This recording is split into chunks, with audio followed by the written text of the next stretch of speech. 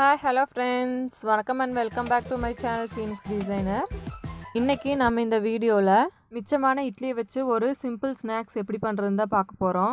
அந்த ஸ்நாக்ஸ் எப்படி பண்றதுன்னு வீடியோக்குள்ள போய் பார்த்து தெரிஞ்சுக்கலாம் வாங்க.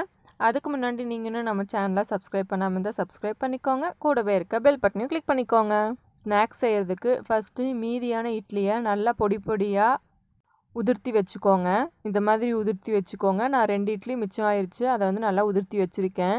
இப்போ ஒரு மீடியம் சைஸ் பெரிய வெங்காயத்தை நான் சின்ன சின்னதாக கட் பண்ணி வச்சிருக்கேன். அதை ஆட் பண்ணிக்கலாம். நெக்ஸ்ட்டு சின்ன சின்னதாக நறுக்குனா கொத்தமல்லி ஆட் பண்ணிக்கலாம். இப்போ உருளைக்கிழங்கு ஆட் பண்ணிக்கலாம். நான் ஆல்ரெடி வந்து 2 மீடியம் சைஸ் உருளைக்கிழங்க வேக வச்சு எடுத்து நல்லா மசிச்சு வச்சுருக்கேன். அதை ஆட் பண்ணிக்கலாம். நெக்ஸ்ட்டு தேவையான அளவு உப்பு ஆட் பண்ணிக்கலாம். காரத்துக்கு ஏற்ப சில்லி பவுடர் ஆட் பண்ணிக்கலாம். இப்போது 2 ஸ்பூன் அளவுக்கு கோதுமை மாவு ஆட் பண்ணிக்கலாம். இப்போ எல்லாத்தையும் நல்லா மிக்ஸ் பண்ணி எடுத்துக்கலாம்.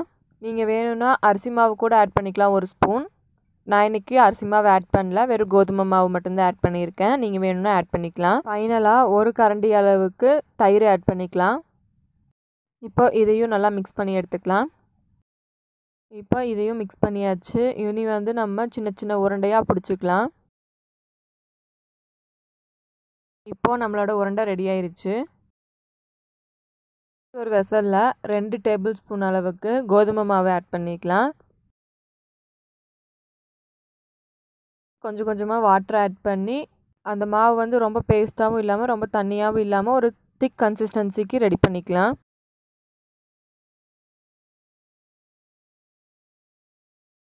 நெக்ஸ்ட்டு கொஞ்சமாக சேமியாவை எடுத்து பொடி பண்ணி வச்சுக்கோங்க.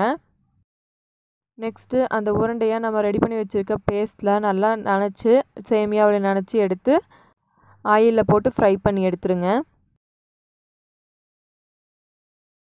இந்த மாதிரி நல்லா பண்ணி ஆயிலில் போட்டு எடுங்க. நீங்கள் எதை ஃப்ரை பண்ணுறதா இருந்தாலும் ஆயிலை வந்து மீடியம் ஃப்ளேம்லேயே வச்சு ஹீட் பண்ணுங்கள். அப்போ தான் உள்ளே இருக்கிறதெல்லாம் நல்லா வெந்து வரும். ஹை ஃப்ளேமில் வச்சு பண்ணிங்கன்னா போட்ட உடனே வந்து வெளியெல்லாம் ப்ரௌன் கலரில் ஆயிரும், உள்ளே எதுவுமே வெந்திருக்காது. ஸோ மீடியம் ஃப்ளேம்லேயே வச்சு எல்லாத்தையுமே பொரித்து எடுத்துருங்க. ஸோ அவ்வளோதாங்க, நம்மளோட லாலிபாப் இட்லி ரெடி ஆயிடுச்சுங்க. இப்போ பாருங்கள், நம்மளுக்கு ரெடி ஆயிடுச்சு. நான் இது வந்து 2 பிளேட்டில் வச்சுருக்கேன். ஒன்று வந்து சேமியா ஆட் பண்ணி வச்சுருக்கேன், இன்னொன்று வந்து சேமியா ஆட் பண்ணாமையே ஃப்ரை பண்ணி எடுத்திருக்கேன். வெளியே வந்து கிறிஸ்பினஸ் வேணும் அப்படின்னா நீங்கள் வந்து சேமியா ஆட் பண்ணிக்கலாம். அப்படி வேணான்னு நினச்சிங்கன்னா அப்படியே அந்த உருண்டையை நீங்கள் வந்து ஃப்ரை பண்ணி எடுத்துக்கலாம். ஸோ இப்போ மிச்சமான இட்லியில் ஒரு சிம்பிளான ஒரு ஸ்நாக்ஸ் ரெடி பண்ணியாச்சுங்க. எப்போவும் இட்லி உப்புமா செய்யாமல் இந்த மாதிரியும் குழந்தைகளுக்கு உங்கள் வீட்டில் இருக்கிறவங்களுக்கெல்லாம் செஞ்சு கொடுங்க. இது ரொம்ப அவங்களுக்கு பிடிக்கும். ஸோ கண்டிப்பாக ட்ரை பண்ணி பாருங்கள். ட்ரை பண்ணி பார்த்துட்டு கண்டிப்பாக கமெண்ட் பண்ணுங்கள் எப்படி இருந்துச்சுன்னு. அண்ட் இந்த வீடியோ உங்களுக்கு பிடிச்சிருந்தா லைக் பண்ணிடுங்க. அண்ட் உங்கள் ஃப்ரெண்ட்ஸ் அண்ட் ஃபேமிலிஸுக்கும் இதை ஷேர் பண்ணிடுங்க. அண்ட் ஃபைனலி நீங்கள் இன்னும் நம்ம சேனலை சப்ஸ்கிரைப் பண்ணாமல் இருந்தால் சப்ஸ்கிரைப் பண்ணிக்கோங்க. கூடவே இருக்க பெல் பட்டனையும் கிளிக் பண்ணிக்கோங்க. அப்போ தான் நான் போடுற வீடியோஸ் எல்லாம் நீங்கள் மிஸ் பண்ணாமல் பார்க்கலாம். Bye, see you in next video.